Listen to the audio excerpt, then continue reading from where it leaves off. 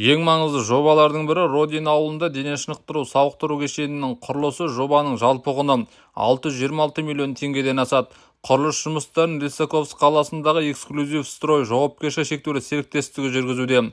2025 жылы жобаға 52 миллион теңге игерілсе, 2026 жылдың алғашқы жартысында 189 миллион теңге жұмсалған. Жоба бойынша бір ауысымда 44 адамды қабылдай алатын заманауи спорт кешені салынады. Ғимараттың жалпы ауданы 1877 шаршы метрді құрайды. Құрылыс 2025-26 жылдарға жоспарланған. Қазіргі таңда нысанда жер қазу және іргетас құю жұмыстары жүргізілуде. Арқалық қаласында бой көтеріп жатқан тағы бір маңызды спорт нысан жабық хоккей корты. Бұл жобаның құны 552 миллион теңге. Мұндағы мердігер ұйымда эксклюзив строй жауапкершілігі шектеулі серіктестігі. Бүгінге дейін 158 миллион теңге игерілген. Жобаға сәйкес бір мезетте 40 адамды қабылдайтын жабық хоккей кешені салынады. Ғимараттың жалпы ауданы 2360 шаршы метрді құрайды. Оның ұзындығы 80 метр, ені 35 метр. Ал құрылыс жүргізілетін жер телімінің көлемі 0,13 гектар. Қазіргі уақытта мұнда да жер және іргетас жұмыстары атқарылып жатыр. Қаладағы ең ауқымды бастамалардың бірі Самұрық Қазына акционерлік қоғамының тапсырысы бойынша салынатын жаңа дене шынықтыру сауықтыру кешені. Құрылысты құрылысшы ТБС жауапкершілігі шектеулі серіктестігі жүргізсе, жобасын Excelec компаниясы әзірлеген. Жобаның алдын ала құны 1,5 миллиард теңгені құрайды. Бұл кешеннің құрылыс алаңы 2120 шаршы метр болса, ғимараттың жалпы ауданы шамамен 2033 шаршы метр болады. Әлеуметтік маңызы зор жобалардың қатарында бұрынғы оқу корпусы ғимаратын отбасын қолдау орталығы ретінде қайта жаңғырту жұмысы да бар. Жобаның алдын ала құны 657 миллион теңгені құрайды. Жобалау жұмыстарын Қостанай қаласындағы SPS строй проект жауапкершілігі шектеулі серіктестігі орындаған. Болашақ орталықта 50 орындық жатын орын ұйымдастырылып, 26 жаңа тұрақты жұмыс орны ашылады деп жоспарланған.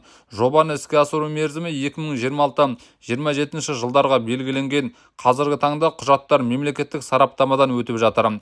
Арқалық қаласында коммуналдық инфрақұрылымды жаңғырту бағытындағы жұмыстар да қарқынды жүргізілуде. Соның бірі жылу желілерін қайта жаңғыртудың 3-ші кезеңі. Бұл жобаның мердігері Сарыағаш Аман жауапкершілігі шектеулі серіктестігі. Келісімшарттың жалпы құны 5 миллиард 65 миллион теңгені құрайды. 2025 жылы бұл жобаға 913 миллион теңге игерілсе, 2026 жылдың маусым айының соңына дейін тағы 961 миллион теңге бөлінген. Оның ішінде 142 миллион теңге облыстық бюджеттен, ал 819 миллион теңге резервтік қордан қаржыландырылған. Жоба аясында жалпы ұзындығы 9,9 шақырым болатын 3-ші кезектегі жылу желілері жаңартылады. Құрылыс мерзімі 2025-27 жылдарды қамтиды. Бүгінде 4,8 шақырым ескі жылу құбыры бөлшектеліп, биыл жоспарланған жұмыстардың аясында 230 тірек орнатылған. Сонымен қатар қалада магистралдық жылу желілерін қайта жаңарту жобасы да жүзеге асырылып жатыр. Бұл жұмыстарды Алматы Инжстрой акционерлік қоғамы жүргізуде. Жобаның жалпы құны 7 миллиард 218 миллион теңгені құрайды. Жоспар бойынша ұзындығы 8 шақырым болатын магистралдық жылу желілері толық жаңартылады. Жобаны іске асыру мерзімі 2026-27 жылдарға белгіленген.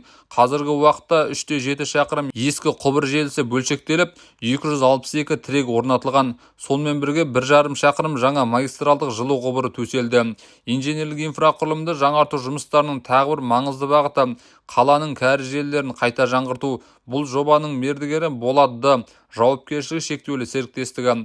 Келісімшарттың жалпы құны 1 миллиард 776 миллион теңгені құрайды. 2025 жылы жобаға 763 миллион теңге, ал 2026 жылдың алғашқы жартысында 251 миллион теңге игерілген. Жоба бойынша бірінші кезеңде ұзындығы 17 шақырым болатын кәріз желілері қайта жаңартылады. Құрылыс жұмыстары 2025-27 жылдарға жоспарланған. Бүгінге дейін жалпы құны 921 миллион теңгенің жұмысы атқарылып, 9,3 шақырым кәріз желісі толық жаңартылды. Жалпы алғанда Арқалық қаласы мен ауылдық округтерде жүзеге асырылып жатқан бұл жобалар өңірдің әлеуметтік және инженерлік инфрақұрылымын жаңғыртуға бағытталған. Жаңа спорт кешендерінің салынуы тұрғындардың салауатты өмір салтын қалыптастыруға мүмкіндік берсе, жылу және кәріз желілерінің жаңаруы коммуналдық қызмет сапасын жақсартады. Ал отбасын қолдау орталығы халыққа көрсетілетін әлеуметтік көмектің қолжетімділігі мен тиімділігін арттыруға жол ашады. Осылайша қолға алынған кешенді жобалар Арқалық қаласының тұрақты дамуына және тұрғындардың өмір сүру сапасын арттыруға елеулі үлес қоспақ. Оразхан Зейнолла, Нұрислам Абдысалық, Виталий Саяпин, Арқа Ньюс ақпараттар қызметі.